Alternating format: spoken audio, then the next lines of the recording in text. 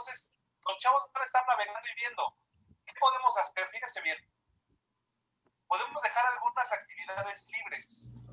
Supongamos, no quisieron entrar a la plática. ¿Alguien está en esta sala, en esta conversación? Le pedimos que cierre el micrófono, por favor. Sí, yo lo cierro porque luego yo digo cosas cuando alguien habla. Listo, listo, doctor, ya estamos arriba en plataforma y en Facebook. Gracias. Buenas tardes a todos. A nombre de la Universidad Intercontinental, la Universidad Autónoma del Estado de México y el Colegio Mexiquense, les damos la más cordial bienvenida a este quinto conversatorio del Observatorio de la Religiosidad Popular Alonso Manuel Escalante y cuarto coloquio sobre religiosidad novohispana y decimonónica. Actividades que hemos desarrollado en conjunto con estas tres instituciones en la Alianza Estratégica para la Generación del Nuevo Conocimiento. El tema que nos convoca el día de hoy son las expresiones religiosas en la historia de México. Y para ello tenemos preparado un panel muy interesante en esta sesión dedicado a la revisión de las visiones humanísticas e interdisciplinares de las expresiones religiosas en México. Me complace presentar a nuestro grupo de panelistas que con su tarea cotidiana, tanto en el ámbito docente como en las investigaciones, han fomentado el diálogo entre distintas disciplinas para comentar y debatir uno de los temas más álgidos de esta época, la religiosidad popular en los contextos contemporáneos. Me complace presentar en primer lugar a la doctora María Teresa Jarquín Ortega. Ella es profesora investigadora de El Colegio Mexiquense, expresidenta de la misma institución, doctora en Historia por la Universidad Complutense de Madrid y doctora también por el Colegio de México. Entre sus publicaciones destacan, desde luego, los últimos libros sobre religiosidad popular y también tiene como mérito haber ingresado recientemente como miembro corresponsal de la Academia Mexicana de la Historia. Doctora Jarquín, bienvenida a este evento. Gracias, doctor Gerardo, y muchas gracias por la invitación que se me ha hecho para participar en este importante evento. Contamos también con la presencia de la doctora Gloria Pedrero Nieto, quien es licenciada en Historia por la Facultad de Letras de la Universidad Autónoma del Estado de México, maestra en Economía por la UNAM y doctora en Humanidades con especialidad en Historia por la Universidad Autónoma Metropolitana Unidad Iztapalapa. Sus líneas de investigación tienen que dar cuenta sobre la historia de los trabajadores siglo XIX en los ámbitos de Chiapas, el Estado de México y Tabasco. Bienvenida, doctora Pedrero, a este conversatorio. Muchas gracias. Desde luego también le damos la bienvenida a la doctora Rosa María Camacho Quirós, profesora investigadora de la Facultad de Humanidades de nuestra alma mater, la Universidad Autónoma del Estado de México. Ella es doctora en Letras Modernas por la Universidad Iberoamericana Campus Santa Fe.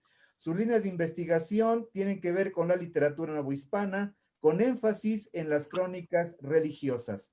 Ella ha sido ponente en eventos nacionales e internacionales y entre sus publicaciones destacan también los temas relacionados con la religiosidad en el ámbito novohispano. Doctora Camacho, como siempre, es un placer. Bienvenida a este panel de discusión.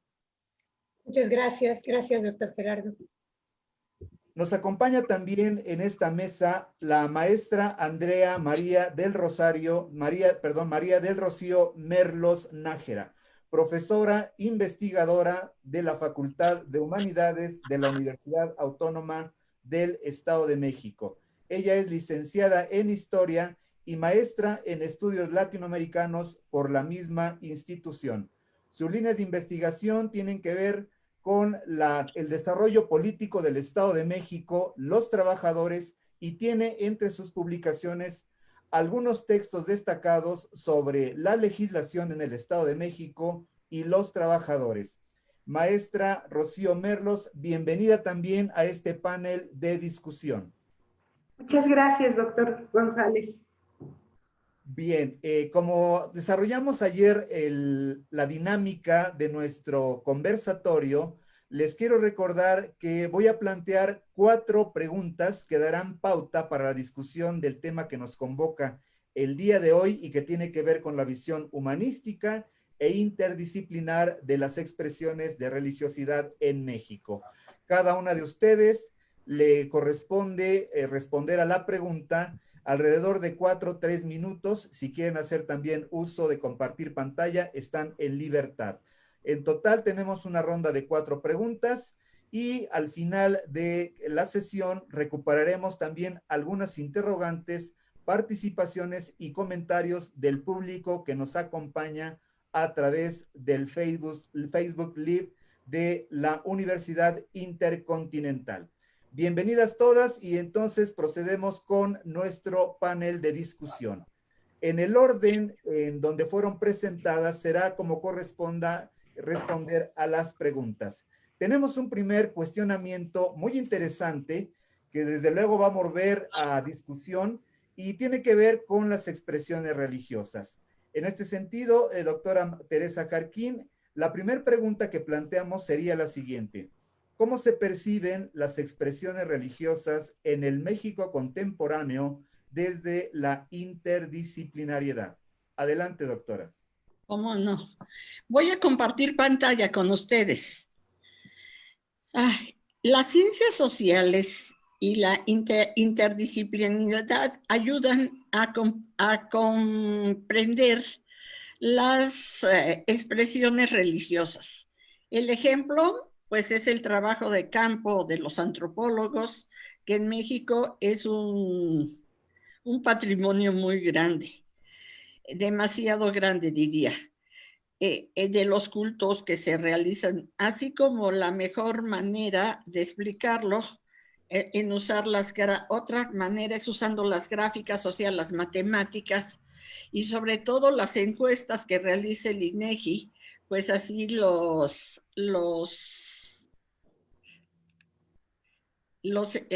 permiten abordar este concepto en cada región de México, nos damos cuenta. Las matemáticas que nos sirven para reflexionar precisamente lo que los geógrafos y los arqueólogos, por ejemplo, la arqueología nos sirve para ver el punto de vista de los católicos y las creencias del México prehispánico.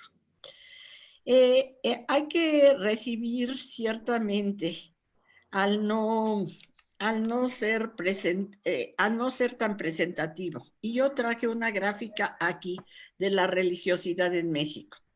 El 82%, como ustedes pueden ver, es los que se dicen católicos. Pero de este 82, católicos, apostólicos y romanos, porque hay que aclarar qué son. Pero de este 82%, yo siempre me pregunto cuántos son investigadores, porque muchos de ellos no son investigadores, practicantes. 5% son evangélicos. 4.6, como ustedes pueden ver, dicen ellos que no tienen religión. Pero cuando no tiene religión, dice, soy ateo, gracias a Dios. Y cuando yo oigo eso de gracias a Dios, pues creen en algo, porque ya están diciendo gracias a Dios. Entonces, sí tienen una religión, empezando desde ahí. O algunos dicen que son agnósticos, pero es apenas la primera generación que habla en este sentido, o la segunda, digamos. El 2% no están especificados. El 1.6 son pentecosteses, que eso también es una variedad muy grande. El 1.4 son de procedencia neopentecostés, o sea, protestantes. Tenemos a protestantes históricos, el 0.7, que esos deberían de ser muchísimos más. Adventistas, 0.6. 0.2 son mormones, Ahora sí, tiene mucha importancia algo que acaba de empezar a surgir, la luz del mundo, que tiene el 0.2% y que ustedes han oído recientemente que en Estados Unidos tienen al líder de la luz del mundo. O sea, si nos ponemos a ver, pues tenemos ahí los judíos. A mí esto me llamó mucho la atención cuando vi las tablas del INEGI, el 0.1, porque los judíos tienen muchísimos años en México, incluso hay unas colonias muy, muy grandes, y otro 0.2% o un 0.1% son toda esta parte de hindús, musulmanes, y son los últimos que nosotros tenemos.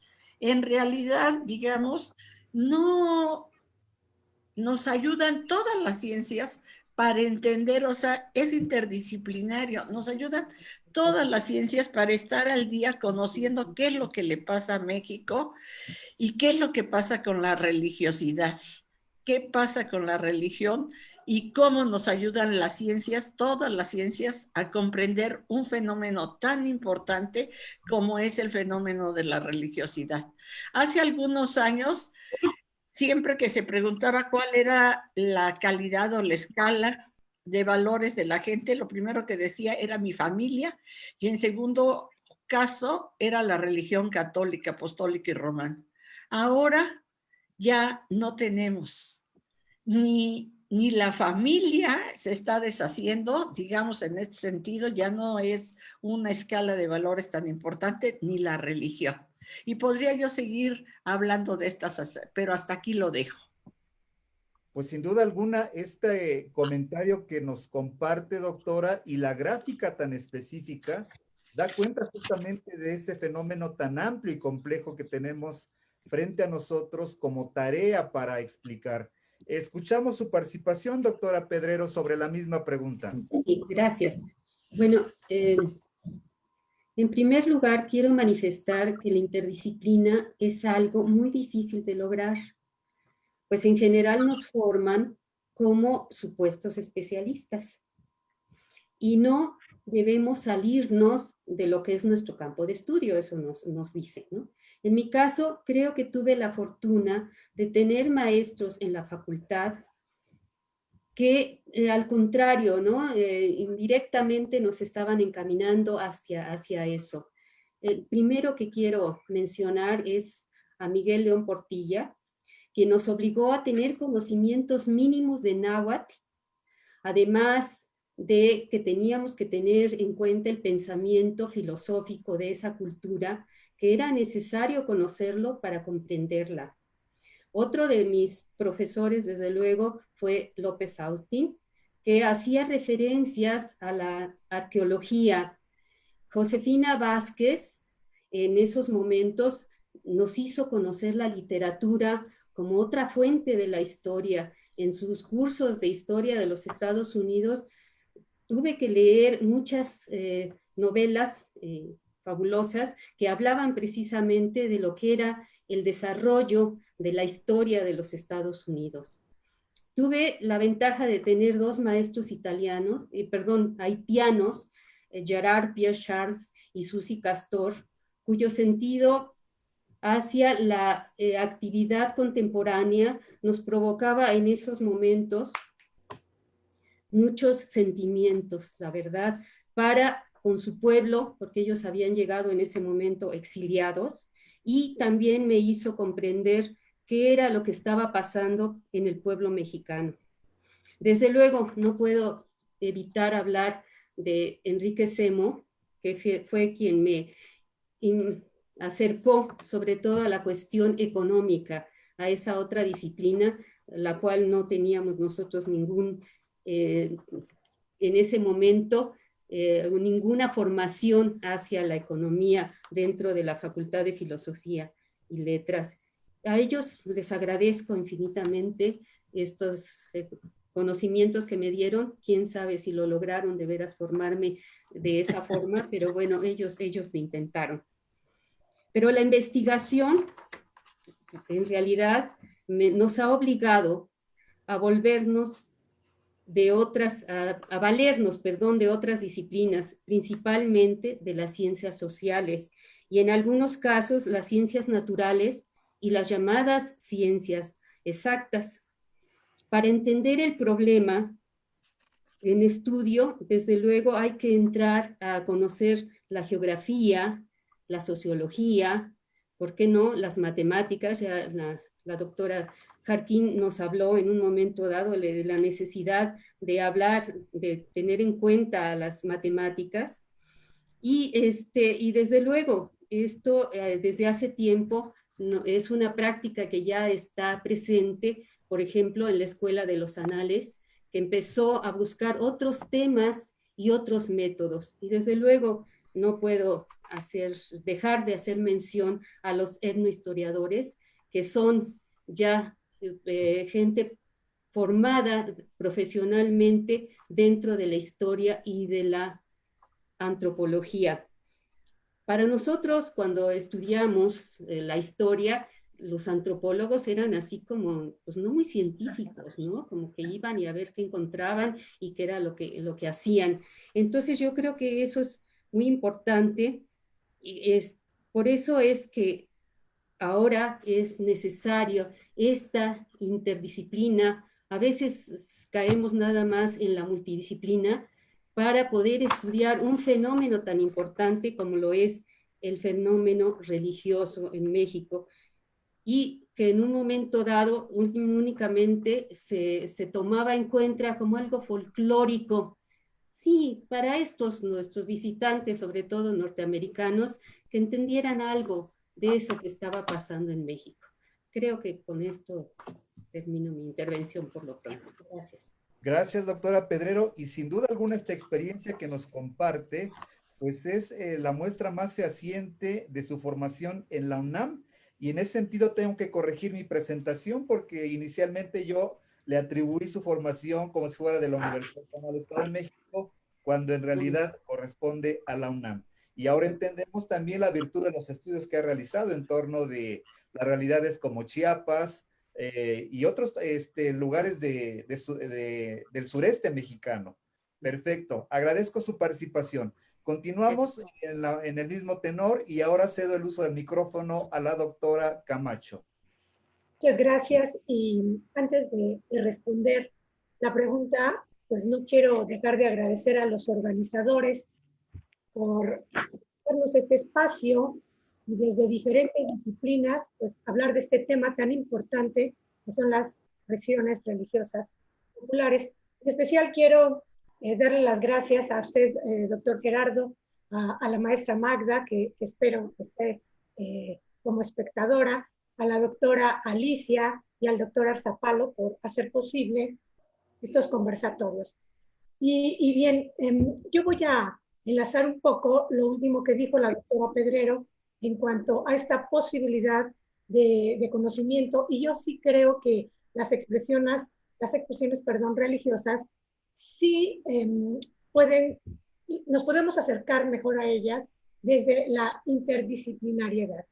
Y bueno, definiendo a los mexicanos como un pueblo festivo e inmerso en el ritual, pues es muy complicado no ubicar a estas expresiones religiosas en un esquema de conocimiento que permita combinar varias disciplinas, sobre todo hoy que tanto se apela a este conocimiento o esta formación holística, integral. Y en las expresiones religiosas están involucradas materias como la historia, obviamente, la sociología, la literatura, la antropología, que documentan procesos culturales en los que las manifestaciones religiosas siembran, reelaboran o acrecientan nuestra identidad. Asimismo, por medio de estas expresiones, articulamos sistemas religiosos, por un lado, el indígena, familiarizado con lo mítico, lo mágico, y el cristiano, que implanta devociones a la Virgen y a los santos. Y ambos confluyen en el rito y en acciones realizadas con un valor simbólico, y aquí entra una hermenéutica que no precisamente tiene que ser bíblica, sino entendida este proceder para interpretar, así que por medio de estas expresiones religiosas y de su estudio interdisciplinario, podemos comprendernos como pueblo, como mexicanos y, por supuesto, pues como seres individuales que estamos arraigados en estas manifestaciones religiosas. Muchas gracias. Gracias, doctora. Y usted ha mencionado una palabra clave, la comprensión. Y me atrevo a comentar, sin lugar a dudas, desde el campo disciplinar que usted cultiva, que es la literatura, tenemos el caso, me viene a la mente, de Juan José Arreola, el texto de La Feria. Un texto, una obra literaria de verdad preciosa, magnífica, un referente obligado para el tema de la religiosidad popular. Gracias, doctora Camacho. Escuchamos ahora la participación de la maestra Merlos, Rocío Merlos. Muchas gracias. Igual quiero iniciar expresando mi reconocimiento a las 3 instituciones que hicieron posible este conversatorio: la Universidad Intercontinental, la Universidad Autónoma del Estado de México y el Colegio Mexiquense. Ojalá que este inicio de actividades como el conversatorio pues se continúen mucho tiempo. Y paso entonces a dar respuesta a la pregunta planteada. Quiero señalar entonces que en México las expresiones religiosas populares se han desarrollado ininterrumpidamente en un proceso de larga duración, mediante el cual las comunidades han generado, preservado y transmitido su visión de lo sagrado a través de sus prácticas rituales, relacionadas estas siempre con su vida política, económica y social. Es decir, siempre han estado ahí. Por otro lado, en las ciencias sociales, la interdisciplinariedad no siempre ha estado ahí. Esta es producto de la sociedad contemporánea. El diálogo entre las diferentes disciplinas para estudiar la sociedad se fue dando poco a poco y en los últimos años sí se ha intensificado. El estudio interdisciplinario de las expresiones religiosas en México, en el México contemporáneo, puede ubicarse de manera más clara ya hacia los años 60 del siglo XX, y desde entonces se ha venido convirtiendo en un campo que cada vez rinde más productos desde la antropología, la historia, la sociología, la literatura, la filosofía o incluso la psicología. Y el resultado de este trabajo interdisciplinario ha contribuido al enriquecimiento de temas y de enfoques con los que trabajaba cada una de las disciplinas por separado.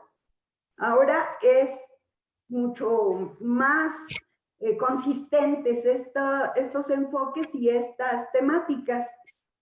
Y esto que viene a cuento porque tendríamos que pensar que cuando las tendencias proclamaban el declive de la religión, la desacralización del mundo y la constricción de lo religioso a lo privado exclusivamente, en plena posmodernidad, las persistencias y vitalidad de la religiosidad popular plantean a los académicos desde diferentes áreas nuevas interrogantes para intentar explicar cómo es que han logrado permanecer y reconfigurarse en los procesos históricos de México esas tradicionales y vigorosas formas de vivir la religiosidad, cómo a través de las expresiones religiosas se ha creado comunidad y cómo esta comunidad logra su cohabitación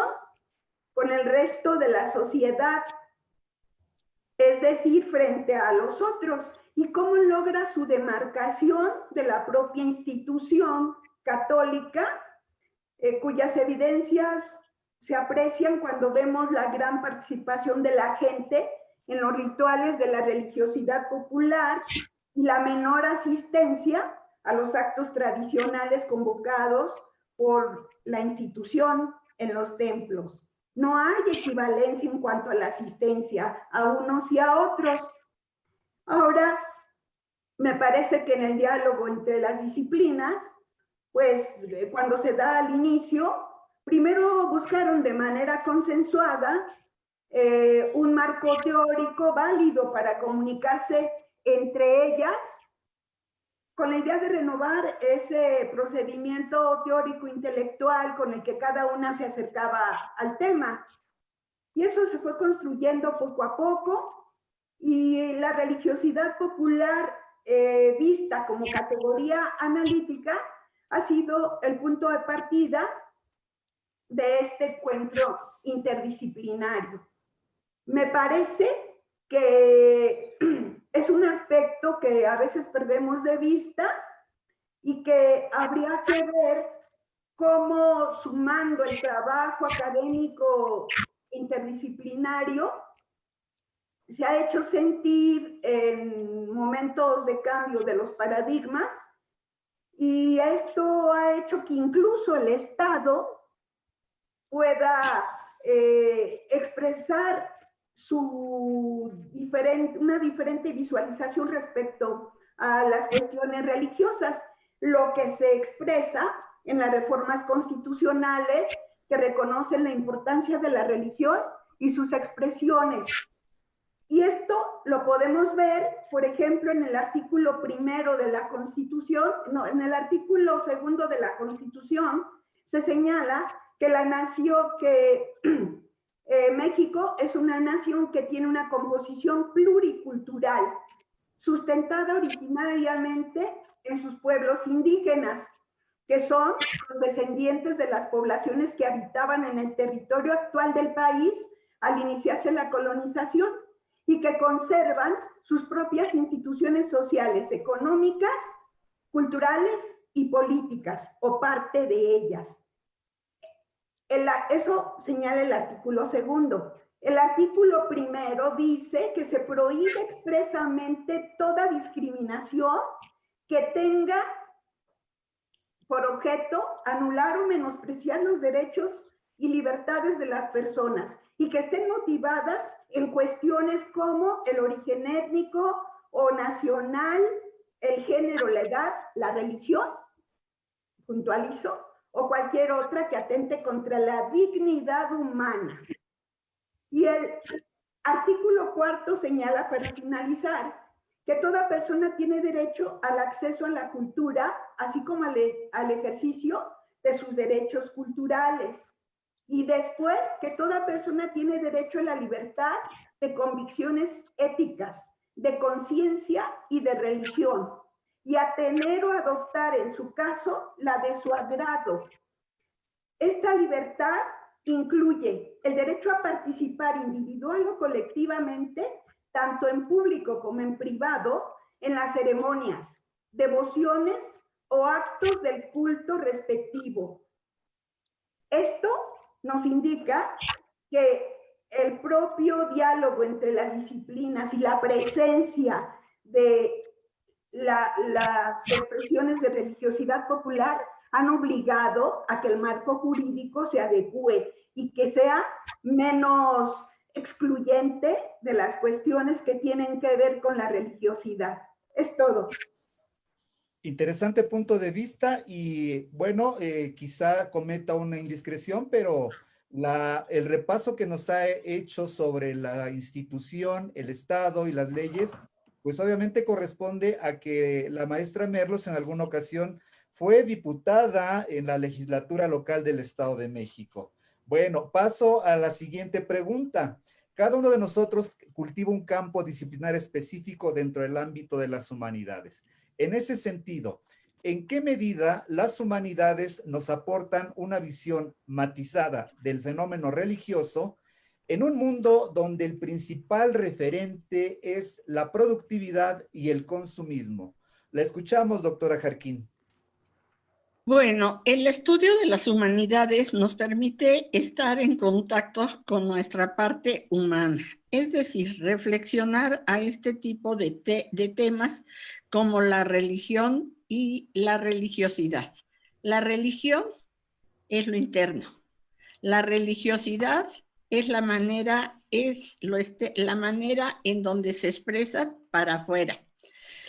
Sobre todo en la actividad, en la actual sociedad, donde las cosas se miden por su nivel de productividad o por la utilidad inmediata que pueden tener. Como la religión se deja de lado, o sea, no se ve productiva, porque me preocupo del más allá. Siempre no, es una pregunta que se hacen los feligres o todo mundo. Y solo se utiliza la religión como un mercado de objetos. O sea, ahorita vamos a comprar velas, dulcecitos, todo lo que sea, calaveritas y todo eso para poner nuestro altar de muertos. Incluso al tomar los sacramentos como el bautizo, la boda u otros, se dan recuerditos. Y entonces nos dedicamos a comprar recuerdos, que como ustedes pueden ver, tengo en esta imagen algunos recuerditos. O cuando llega la Candelaria, pues buscamos vestidos para el niño Dios de futbolista, como estos que aquí ustedes pueden ver, que aquí tengo. Incluso hasta ha llegado la cosa como el antiguo arzobispo, era el arzobispo Norberto Rivera, que vendió a unos americanos, les dio la Plaza Mariana para que ellos ahí comercializaran, o sea, porque tenía que vender cada stand de todos estos, o la imagen de la Virgen de Guadalupe. Claro que no se permitió, sobre todo a este pueblo mexicano, que se hiciera eso. O cambios de, también se da mucho en la misma, pues en los mismos sacerdotes que empiezan a buscar cambios de parroquia con el objeto de que esos cambios de parroquia les ayude a ellos para ganar más dinero. En las bodas, por ejemplo, o cómo algunas personas organizan su boda cuando nunca van a la iglesia ni son practicantes, pero como es algo productivo, como es algo de comercio, pues el vestido, además la gran fiesta. Y yo me pregunto cuando hacen esas grandes fiestas de bautizo o de bodas o de otros sacramentos que toman, ¿realmente tendrán ese sentido o lo hacen nada más por consumismo? Y uno dice, ¿cómo es posible? Pues sí, sí es posible que la gente vea a la religión o hasta los mismos sacerdotes lo vean como lo productivo. ¿Ustedes creen que no le ha de haber afectado ahorita la pandemia y que cerraron las iglesias? ¿O que vaya a pasar ahora con la Virgen de Guadalupe la festividad en diciembre, que llevan 1 o 2 pesos? Imagínense con la cantidad de feligreses que van. ¿Por qué? Porque ahí se ve lo material, ahí se ve la importancia que se ha transformado la religión en algo material. Cuando yo les expliqué al principio de mi intervención que la religiosidad era algo a manera en donde se expresan para afuera. Eso es lo que se está haciendo. Y la religión es la manera interna que cada uno de nosotros tenemos al practicar las oraciones, cuando recibimos los sacramentos. Hasta ahí nada más dejo la cosa. Y un poco la cuestión es, ¿hasta dónde se ha comercializado? ¿O se ha dejado de comercializar? ¿O cuánta gente ha dejado la religión por estas cosas y dice, soy agnóstico? No creo en todo eso. Y sí se da mucho en este sentido. Gracias.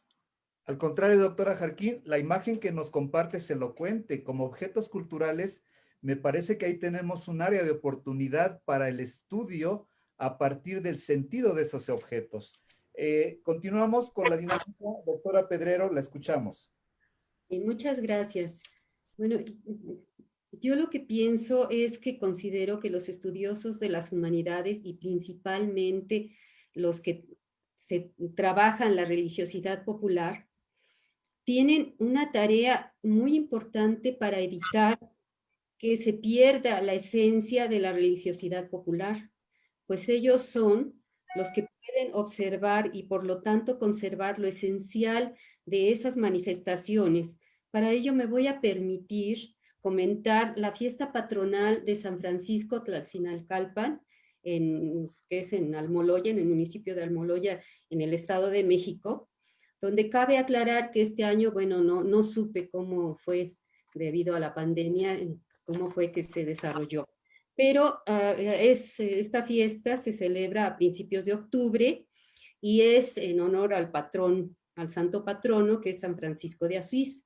También allí hay una cuestión interesante porque en enero hay otra fiesta también supuestamente a San Francisco, pero es San Francisco de Sales, y la gente a veces piensa que es el mismo, ¿no? Hay ahí alguna confusión, pero bueno, eso no. Es muy interesante que antes las primeras procesiones que se hacían era el desfile de los locos o de las locas, y la gente se vestía de mujer, o después empezaron a aparecer los monstruos. Actualmente es una cosa impresionante porque el paseo se ha convertido prácticamente en una competencia entre los diferentes grupos que participan, ¿no? O sea, ya sean organizaciones gremiales por oficios, puede ser de cuadras, o puede ser por familias, que de veras gastan muchísimo dinero. A mí me impresionaba los trajes que llevaban, ¿no? Y todo es de moda, ¿no? Cuando estaba de moda el monstruo verde que se convierte, Hulk, o cuando estaba las diferentes personajes, incluso muchas veces venidos de Disney, como Maléfica, y entonces ahí van, ¿no? Disfrazados de esto. Y otra de las cuestiones muy importantes es, pues, la injerencia en exceso de bebidas alcohólicas, ¿no? O sea, ya cuando pasan por la zona donde yo podía verlos, ya era otro espectáculo, ¿no? También, salvo los primeros, ¿no? Que sí son los mayordomos, que ellos iban guardando con postura, lo que llevan son camisetas alusivas, etcétera, ¿no? Pero en general, ya para ese momento es impresionante, ¿no? Entonces, hay que tomar en cuenta que antes, bueno, que lo que hacen es vestirse para el santo, para darle para que ellos vayan en esa satisfacción y diciendo, bueno, yo me vestí para el santo, ¿no? Para su fiesta. Y bueno, lo que pasa es que ha generado esto, el consumismo, la modernidad, es lo que está generando estos desfiles tan sui generis, podemos decir, ¿no?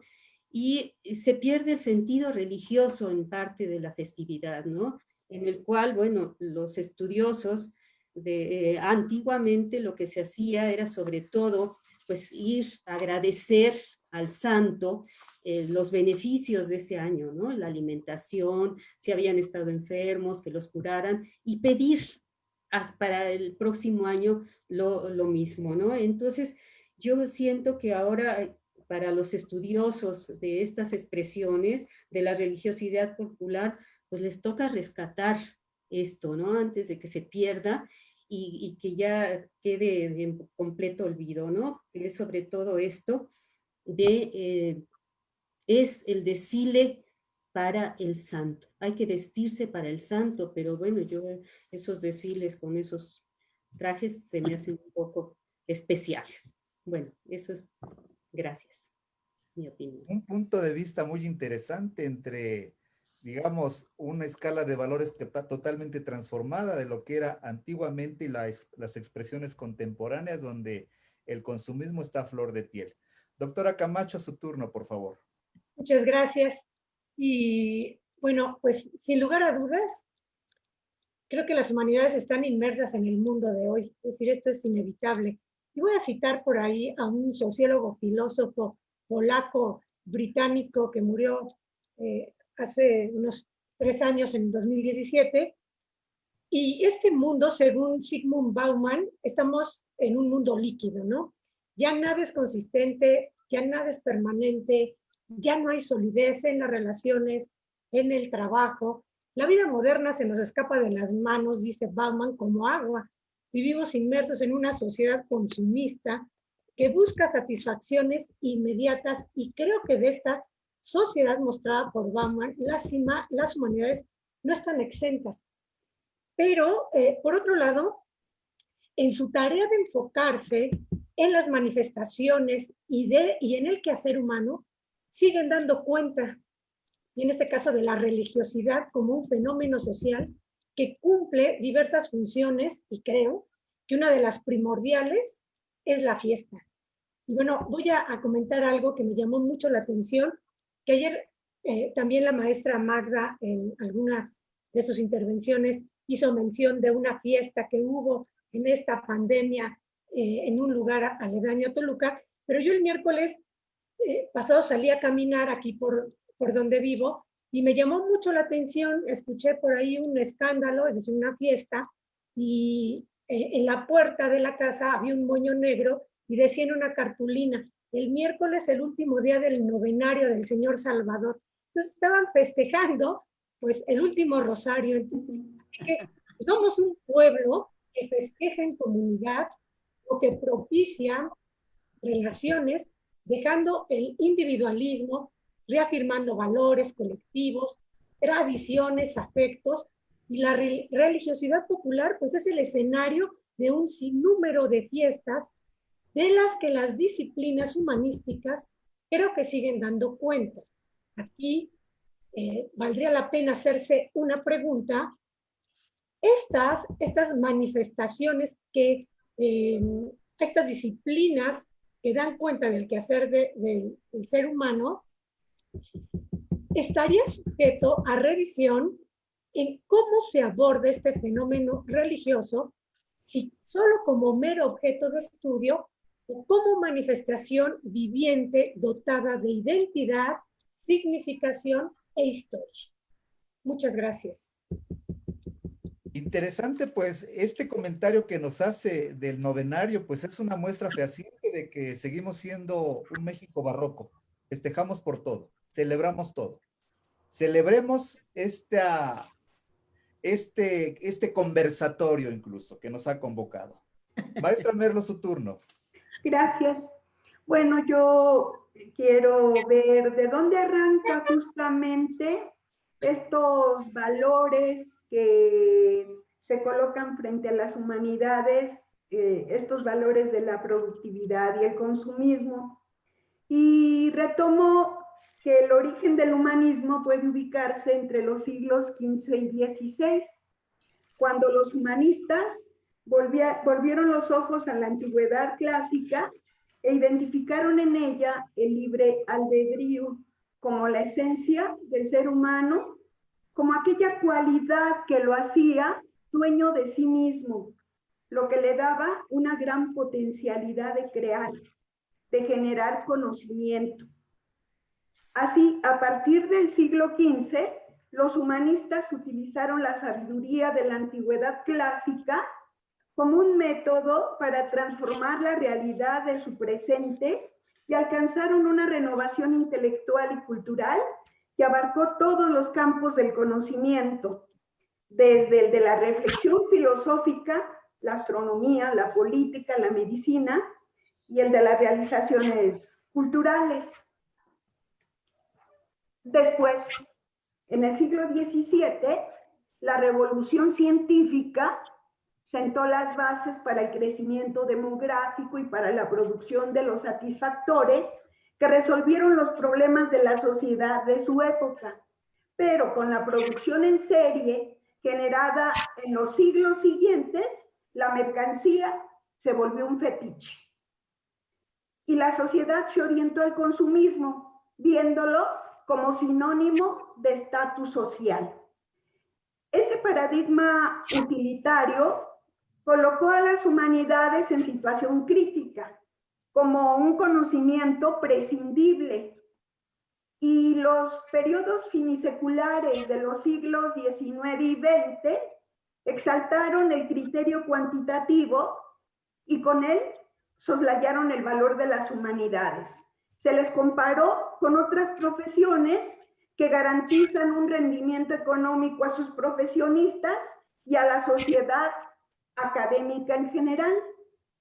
Sin embargo, Si consideramos que el objeto de estudio de las humanidades, a partir de las letras, la filosofía, la retórica, la histórica, es el hombre mismo como ser pensante, así como su relación con los otros hombres y con la naturaleza en un determinado marco espacio-temporal, es obvia su utilidad, no solo para aportar una visión matizada de los fenómenos religiosos, sino para comprender nuestra realidad, interpretarla y representarla. Es este enfoque el que puede enriquecer nuestra perspectiva al abordar temáticas relacionadas con la religión en general o con la religiosidad popular en particular. Es todo, gracias. Muchas gracias. Interesante propuesta. Y sin duda alguna, lo que nos ha convocado en este conversatorio y a lo largo del tiempo en esta alianza que hemos establecido con la UIC ha sido el interés de discutir una categoría fundamental en estos estudios, la noción de religiosidad popular. Esto tiene que ver con el siguiente planteamiento. ¿Por qué es necesario revisar y someter al examen de la crítica racional interdisciplinaria una categoría tan fundamental como la noción de religiosidad popular? Escuchamos su propuesta, doctora Jarquín. Bueno, esto de la religiosidad popular nos ayuda a entender cómo está conformada la religión y cómo se expresa la religiosidad, papel de nuestro país, o sea, sobre todo en nuestro país, y de esta manera comprender la importancia de ambos en nuestra formación como individuos.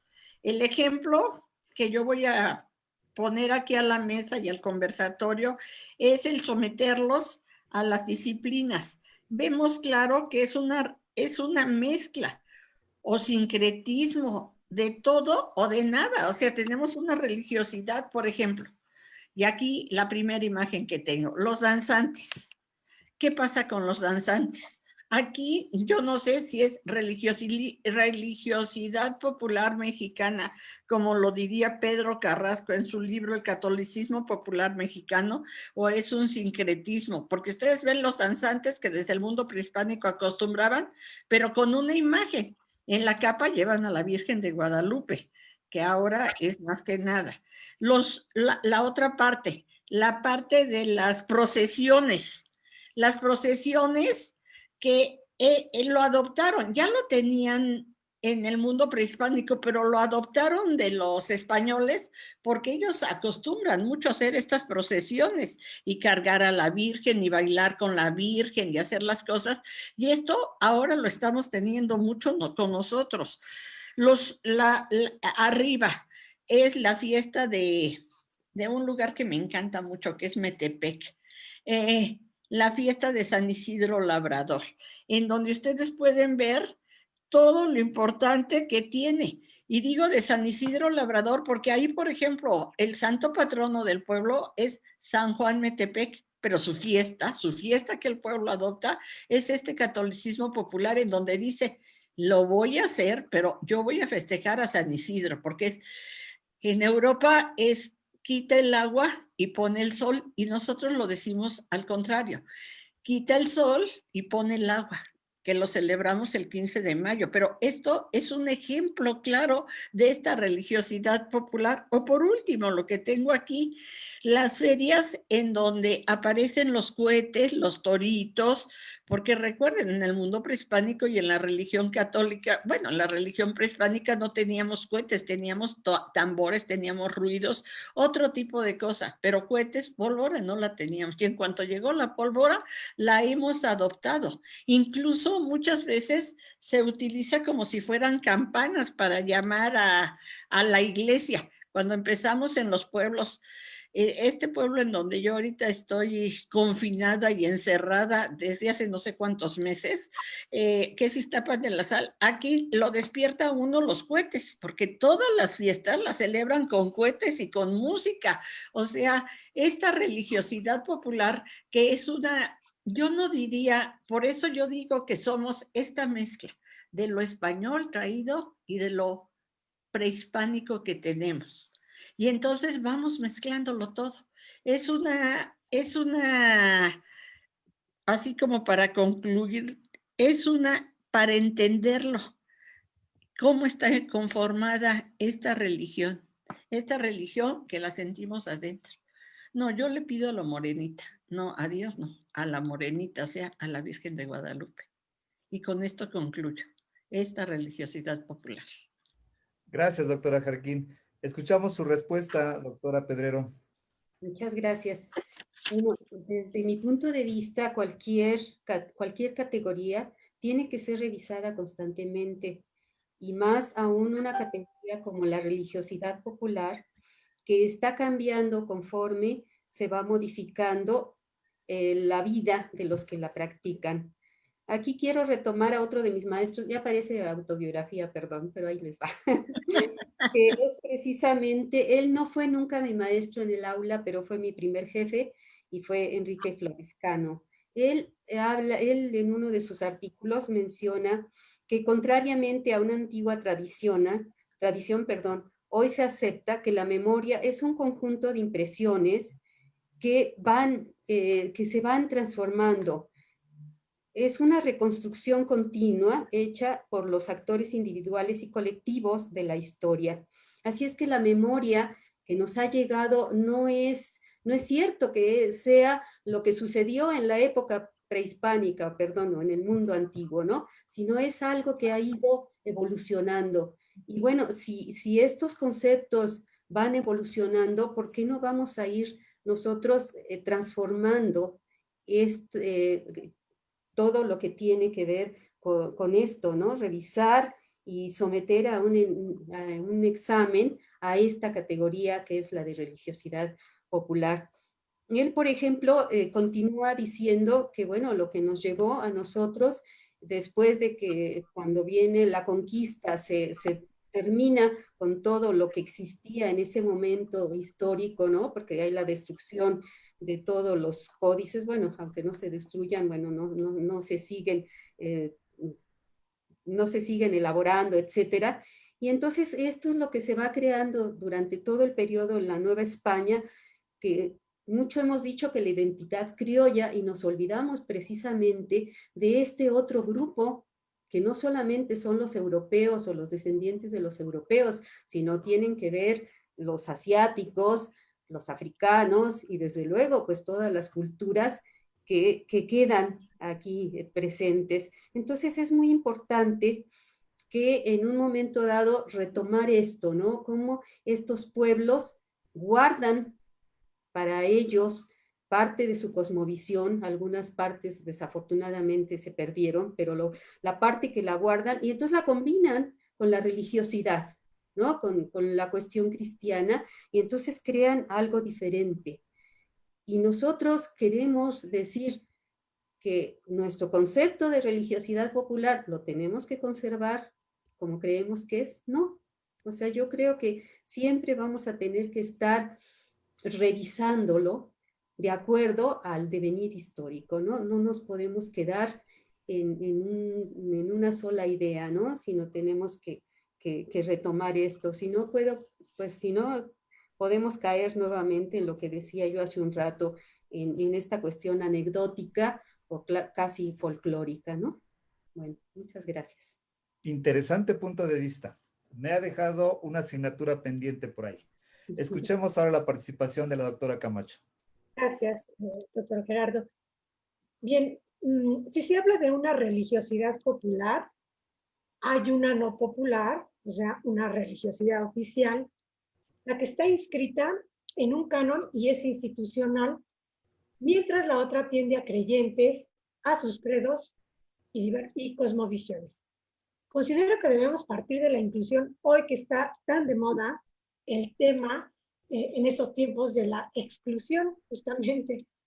La religiosidad popular es una forma de conocimiento, de exploración de las creencias que nos dicen de nuestra relación con lo sagrado, por lo tanto, con el mito, el símbolo y el rito, y de nuestra religión sincrética. Es muy importante examinar la religiosidad popular para descentralizar lo oficial. por los tiempos que estamos viviendo en los que el asidero justamente es el consumismo y el temer, debemos de voltear hacia una religiosidad no oficial, no eclesiástica, para abrir nuevos espacios de conocimiento, de comprensión, de contenido, de valores que nos construyan diferentes como seres conscientes que viven en un mundo dinámico, simbólico, que hay que resignificarlo, redefinirlo. Y para esta resignación, pero no he entendido el término resignación como esto es lo que me tocó y mi modo, sino como una nueva significación o como una nueva signarse de manera distinta, es necesaria la interdisciplinariedad y la crítica a lo instituido. Muchas gracias. Gracias, doctora Camacho. Escuchamos la participación de la maestra Merlos. Muchas gracias. Bueno, creo que una cuestión que ya se ha señalado aquí por parte del doctor González y que el día de ayer se estuvo también puntualizando es el carácter de categoría analítica de la religiosidad popular. Esta categoría pues se distingue por tener un procedimiento metodológico muy particular que ha permitido una fructífera aportación desde las diferentes disciplinas que se han dedicado a esta temática. En este sentido, la religiosidad popular, conceptualizada como la expresión religiosa del pueblo, al que cohesiona y da identidad, está conformada históricamente con elementos de diferentes tradiciones culturales, como lo han mencionado quienes me han antecedido en la palabra y como ayer mismo se mencionó, con las tradiciones culturales indígena, hispana, afrodescendiente y de las otras culturas que llegaron y que no pueden desprenderse de ese bagaje ideológico que los lleva a adoptar una práctica determinada y una recreación de su religión. Es entonces la religiosidad popular un proceso social que permea los diferentes estratos sociales, que borra las diferencias sociales y permite el reencuentro, por lo cual se puede afirmar que esta categoría analítica no solo se limita a un campo de acción y que sus componentes varían de acuerdo a la región y a la época en donde se desarrolla la investigación. De ahí la importancia del trabajo de campo, fundamental la utilidad de la observación directa para construir los testimonios y en este caso el asunto está en que hemos avanzado hacia las características que exigen sistematización para realizar este tipo de investigaciones. De mi parte es todo. Muchas gracias, maestra Merlos. Vamos con la última pregunta y quiero contextualizar el cuestionamiento que voy a plantear a continuación. Nosotros sabemos que actualmente en América Latina hay dos países donde se concentra el mayor número de practicantes, de confesantes o de feligresía católica. Son los casos, sin lugar a dudas, de México y de Brasil. La doctora Jarquín en su exposición nos compartió una gráfica donde esto lo podemos verificar a pesar de los avatares de los últimos tiempos que ha tenido el catolicismo en su descenso notable. Sin duda alguna sigue siendo la religión que abarca al mayor número de nuestra población en el caso mexicano. Esto nos obliga entonces a plantear una interrogante. Ustedes como especialistas en su campo disciplinar, ¿qué relación pueden establecer entre la religión institucional, en este caso el catolicismo, y la religiosidad popular a todas luces expresada en los rituales, en las manifestaciones que en esta tarde hemos visto a lo largo de la charla. Su turno, doctora Jarquín. Ay, ¿cómo se relacionan? Ahora sí, o cómo se relacionan de los dichos a los hechos, yo diría. Porque una cosa es lo que la Iglesia, desde el Vaticano, nos da como muestras para establecer como, como una religión interior, y cómo lo estamos nosotros en estos pueblos llevando en forma tan exterior y no nos importa la forma interior, yo diría, o sea, la filosofía aquí entraría de lleno. Por ejemplo, y voy a poner un ejemplo de lo último que está pasando, la encíclica del Papa Francisco I, Fratelli Tutti, todos somos hermanos. Y si todos somos hermanos, ¿por qué hay tanta agresividad en nuestro país cuando el 82% de los mexicanos son católicos, apostólicos y romanos? ¿O por qué en estos países en donde hay el mayor número de personas que se están matando? En América, yo no me circunscribo, el doctor Gerardo dijo América Latina y tomó México y Brasil, pero si en América lo vemos, en Estados Unidos, que es un país que es muy católico, o sea, si yo ahora que estaba revisando los números para hacer mi tablita esa, pues me encontré con que es un número muy grande, que son católicos, apostólicos y romanos, y cómo están pues atacando a los negros, atacando a los africanos y atacándonos incluso a nosotros. Entonces, la encíclica de Fratelli Tutti, pues no nos sirve para nada. O sea, por eso digo, de los dichos a los hechos, es una cosa muy diferente. Y para construir un mundo mejor y más pacífico, ¿qué es lo que nos están pidiendo? Debe promoverse con hechos y no con palabras, que es lo que nosotros estamos haciendo. El caso de la evangelización, por ejemplo, desde el principio de la evangelización, el programa que traen los frailes, primero mendicantes y después los frailes eclesiásticos, o sea, todos los frailes, es en donde nos tratan de inculcar unos santos, pero nosotros no los estamos adaptando. Una cosa, y pongo el ejemplo, ¿por qué estos tres santos que están en la parte superior fueron tan importantes, pero no le tenemos un gran culto a todos ellos? O sea, San Juan Bautista, el bautismo. ¿Cómo entramos a la religión? A través del bautismo. Y la otra cosa, ¿cómo lo decapitaron a San Juan Bautista? Porque él estaba preocupado por formar buenos matrimonios monogámicos.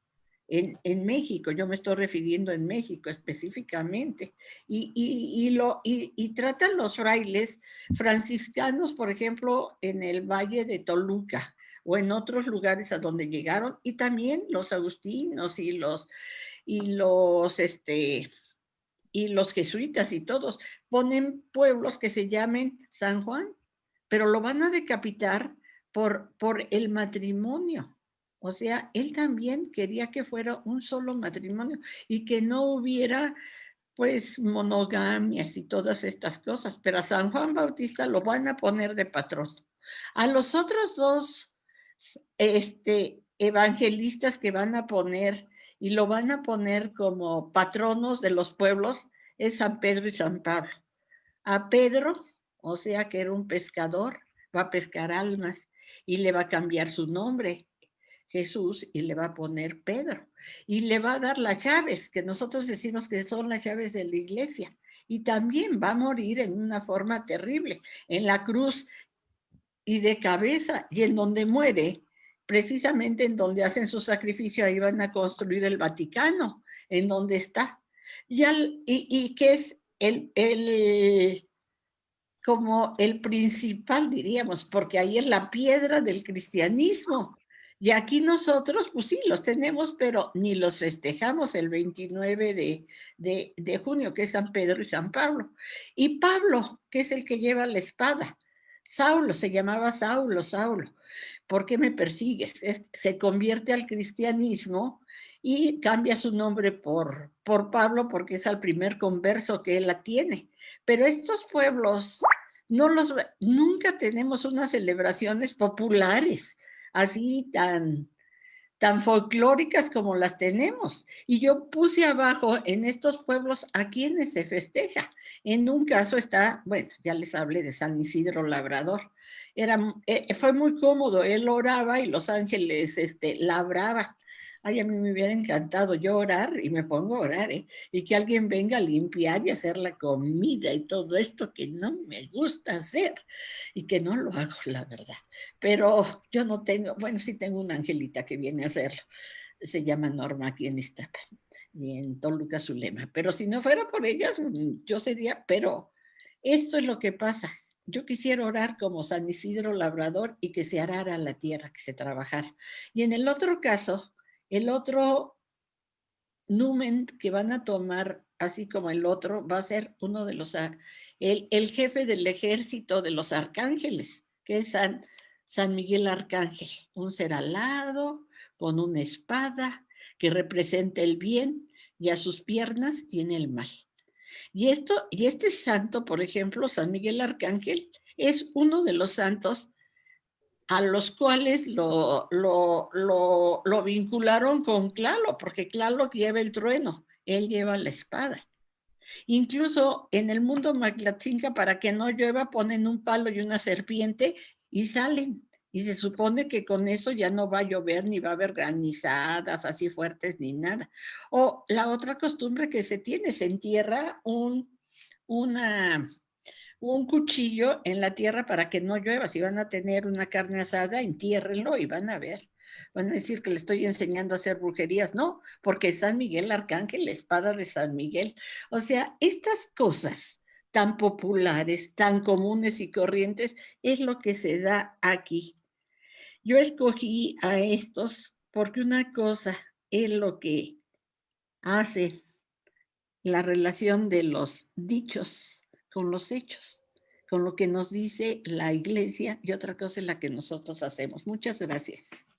Gracias, doctora Jarquín. El turno corresponde a la doctora Pedrero. Muchas gracias. Bueno, esta pregunta un poco entre la relación entre la Iglesia Católica y la religiosidad popular. Bueno, la Iglesia Católica desde que se inicia, bueno, antes se llamaba la Iglesia Cristiana, vemos históricamente cómo se tuvo que adaptar a las manifestaciones culturales que existían. Bueno, hace tiempo que yo daba clases de historia de la Edad Media, me acuerdo mucho, por ejemplo, que se mencionaba, ¿no? Un rey merovingio que de repente se vuelve católico y ya todos son católicos, punto. No importa que no ejercieran lo que era y que ni siquiera conocieran qué era la cuestión religiosa. Entonces, eso sobre todo, bueno, lo vemos en Europa, pero se va a reflejar aquí también, ¿no? O sea, va a tener que se va a imponer la religión oficial y no necesariamente quiere decir que se esté de acuerdo con los cánones, con la estructura que tiene la religión que en ese momento se impone, que es la religión católica. Entonces, las manifestaciones religiosas populares han tenido que expresar en realidad una relación dialéctica entre las creencias de los pueblos o su forma de ser y lo que la Iglesia Católica está mandando. Así es que pues, ambas han tenido que ceder en un momento dado, volviendo a mi ejemplo anterior, por ejemplo, en San Francisco, Tlalcinalcalpan, bueno, pues ni modo, tienen que permitir esas grandes procesiones que muchas veces se alejan de la cuestión inicial y ni modo, tienen que aceptarlo porque si no es perder en realidad la aceptación de la religión como una religión dominante en ese lugar.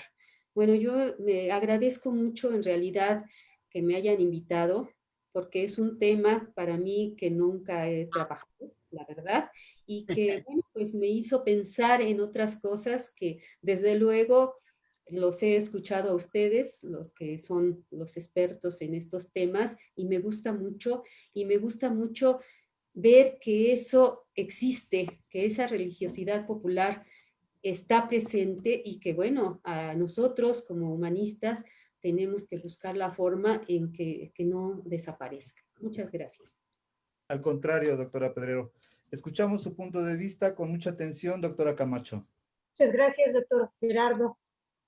Y bien, pues sin lugar a dudas, esta pregunta es complicada de resolver porque genera, creo que, mucha tensión confrontar esta religión instituida como es el catolicismo y la religiosidad popular. Pero es muy importante y es inminente hoy ponerla sobre la mesa, ¿no? Y justamente creo que una forma de discusión pues es este conversatorio, bueno, todas las actividades que hace el observatorio al que pertenecen ustedes. Ayer me llamó muchísimo la atención que justamente en el conversatorio que hubo, se habló de otredad como conciencia de un otro diferente. Y la intolerancia, justamente esta diferencia.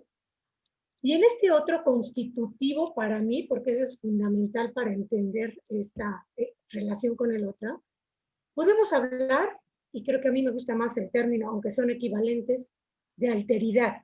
Es decir, cambiar mi perspectiva por la del otro. Alteridad justamente se relaciona con el término de alternar. No dando por sentado que solo lo mío vale y que es la única posibilidad.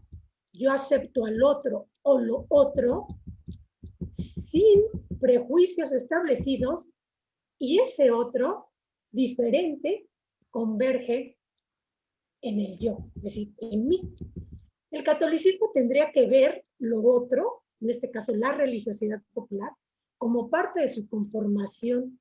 Se me viene a la memoria ahorita un texto de Tzvetan Todorov. Él es un pensador teórico literario, sobre todo rumano, ya fallecido, y él escribió un libro en la década de los 90 que se llama La conquista de América y el problema del otro.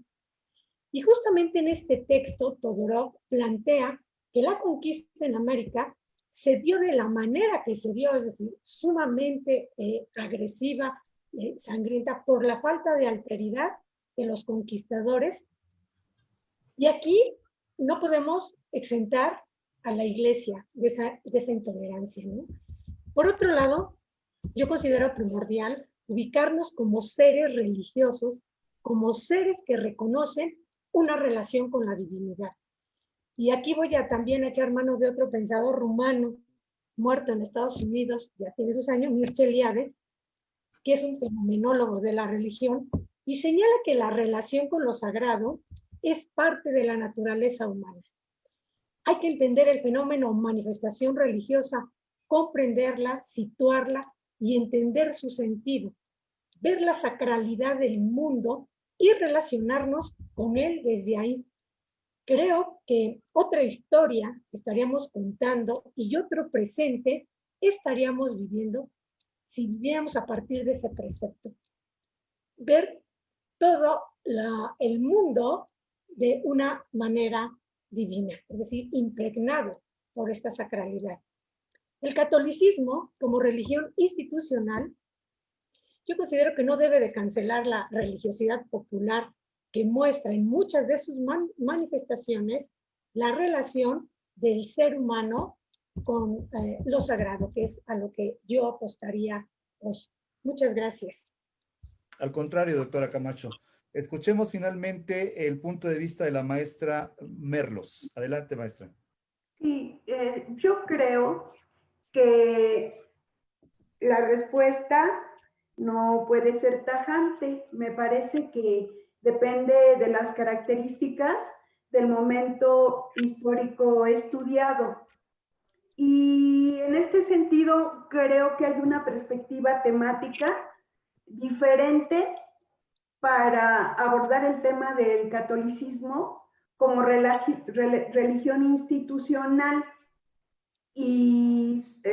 su relación, la relación de esta religión institucional con la religiosidad popular en el periodo novohispano y hasta mediados del siglo XIX es diferente, porque ahí efectivamente el catolicismo era la religión única y las instituciones creadas en ese momento en la sociedad así lo indicaban, lo validaban. Era una religión que no tenía otra fuera del catolicismo.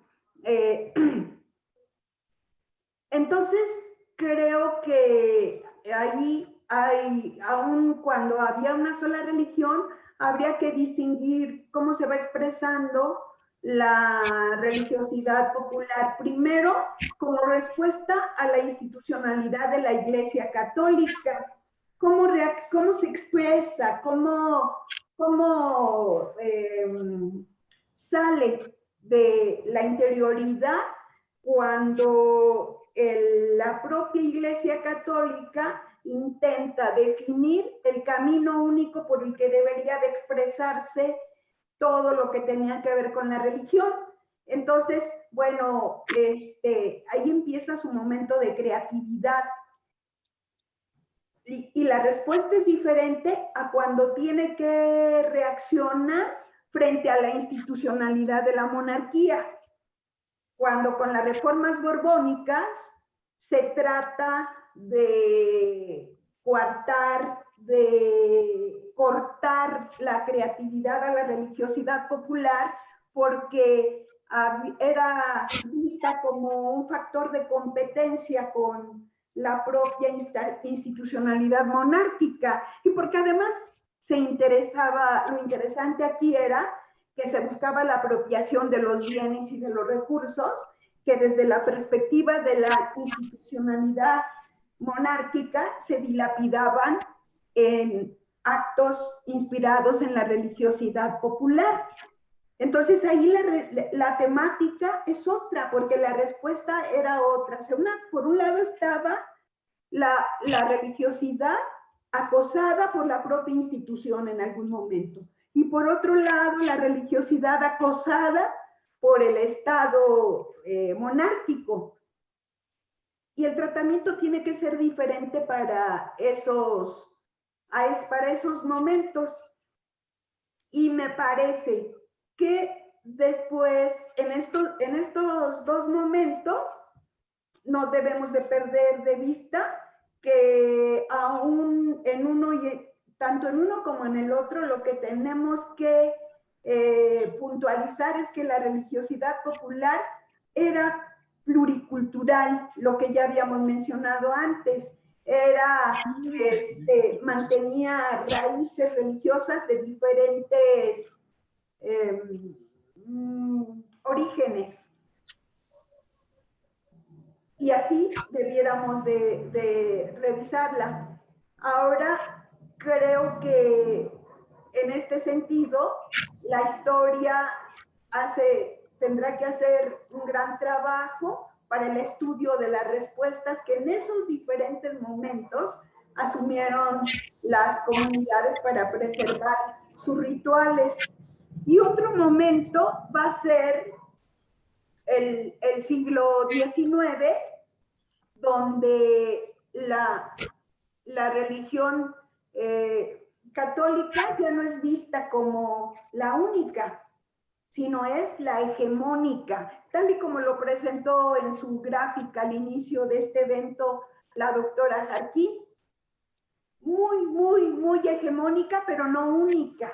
Y entonces su sobrevivencia tiene tintes diferentes a los que pudo tener. Su expresión también se da de diferente forma a las formas de expresión que tuvo en los momentos en que solo la religión católica era la que existía en la única expresión en el sentido de la religión católica.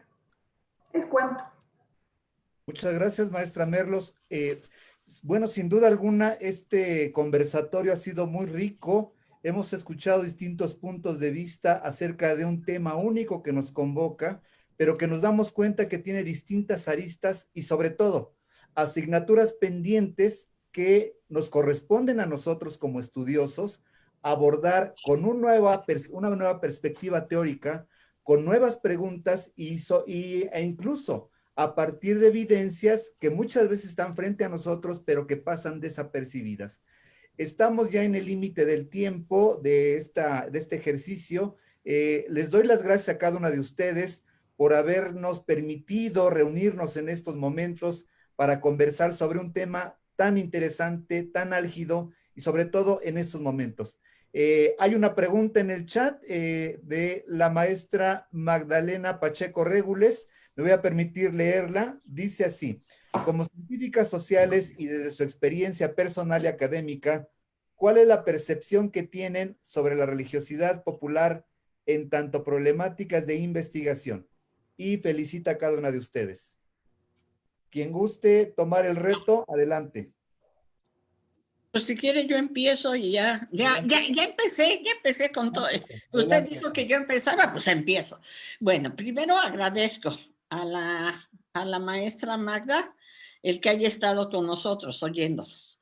Y segunda cosa, ¿cómo es el reto? El reto que tenemos es muy grande, porque es algo que todavía se sigue discutiendo, que es algo vivo.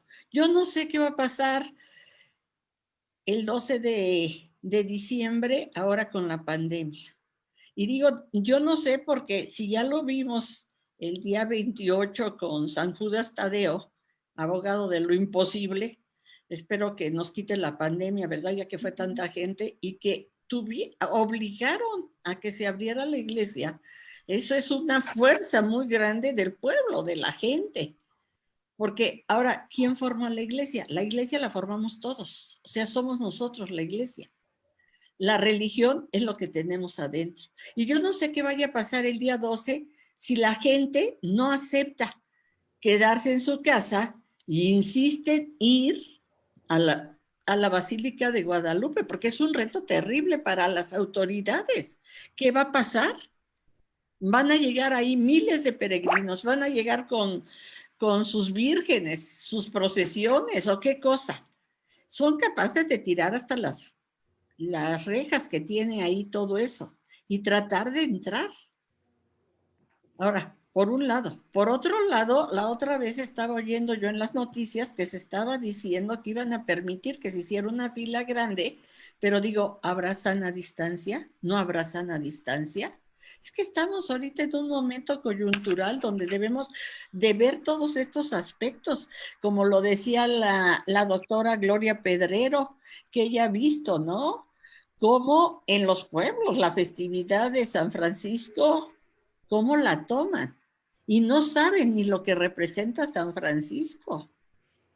Y la celebran de una forma terrible. O sea, pues un poco la mezcla hasta de borrachos que tenemos, nos cierran las calles y todo lo que nos pasa, porque yo trabajo ahí en el Colegio Mexiquense y está en San Francisco, que al Silalcalpa, por si se pierden 5 L's tiene ese pueblo para llegar a ese lugar. Pero ¿qué es lo que va a pasar realmente? Es un reto que tenemos muy grande, muy grande.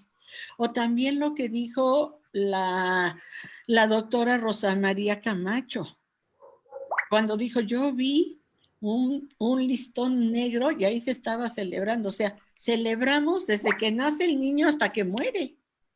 Y la religión ahí está. Y se celebra, siempre se ha celebrado. Siempre lo hemos celebrado. Ya anunciaron que los panteones van a estar cerrados y entonces pues, la gente ahí sí no va a poder entrar tan fácilmente.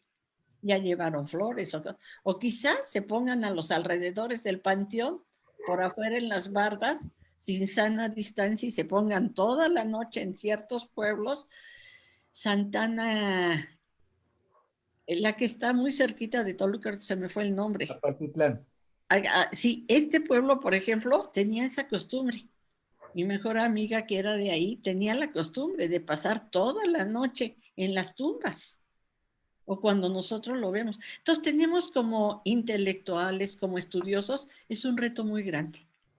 O sea, hay mucho que escribir, hay mucho que estudiar, pero cada una desde nuestra trinchera, desde la historia, la literatura con la doctora Rosa María, la parte esta, pues, entre economía y sociología y todo lo que es la doctora Gloria Camacho o la maestra Rocío Merlo sobre la historia. O sea, es un reto que tenemos que abarcarlo todos. Cada quien desde nuestra trinchera tenemos un reto muy grande que hacer. La pregunta es muy amplia y la contestación pues también es muy amplia. Ya creo que ya me estoy yendo por las ramas, ¿verdad? Del dicho al hecho, como yo digo. Pero es esto lo que estamos nosotros haciendo. Muchas gracias por permitirnos estar aquí en este conversatorio y pues los que nos sentimos católicos, apostólicos y romanos, como yo, y practicantes, porque yo tuve una época en que no fui practicante. ¿Cuándo volvemos a la práctica? ¿Cuándo hacemos caso y realmente estudiamos lo que es la religión? ¿O nada más la expresamos? Que esa es la otra cosa. Muchas gracias, doctor Gerardo, y muchas gracias al doctor Arzapalo y a todos los que hicieron posible, y a mis compañeras, a los panelistas que estuvieron conmigo, porque he aprendido, y como cada una de nosotros vimos de diferente manera una sola pregunta, cada quien la cogimos por donde podíamos. Muchas gracias. Contrario, doctora Jarquín, pues efectivamente fue una pregunta amplia, una respuesta también amplia, pero sobre todo abarcante, porque me parece que contestó por cada una de las panelistas a partir de la parcela que cultiva cada una de ellas. Miren, lamento mucho que tengamos que hacer el corte, pero ya estamos sobre el tiempo. No me resta más que agradecer su presencia. Insisto, cada una de ustedes ha dispuesto un horario específico para nosotros, nos ha beneficiado con sus comentarios, con sus estudios, y no nos resta más que despedirnos, y seguramente este ejercicio va a dar pie para otros ejemplos en otras instituciones. Y mil gracias, doctora Arzapalo, mil gracias a la institución receptora, la Universidad Intercontinental. Nos vemos en la próxima sesión. Que pasen buenas noches. Gracias, buenas Buenas noches. noches. Gracias, Araí, que aunque no se vio, usted me ayudó a pasar. Ah, ya está. Hasta mañana, Saraí. Bueno, hasta el lunes. Sí se vio, yo la estoy viendo aquí, aunque sea en fotografía. Ah, bueno, es muy linda. Muchas Gracias. gracias a todos. Gracias. Hasta luego, que estés bien. Adiós. Hasta la próxima. Me dio mucho gusto verlas a todas. Y a todos. Y a todos. A todas y a todos. Y verlos sanos. Cuídense. Gracias igual, todos. Abrazo para todos. Bueno, ya me salgo. Adiós. Adiós. Salir de la reunión.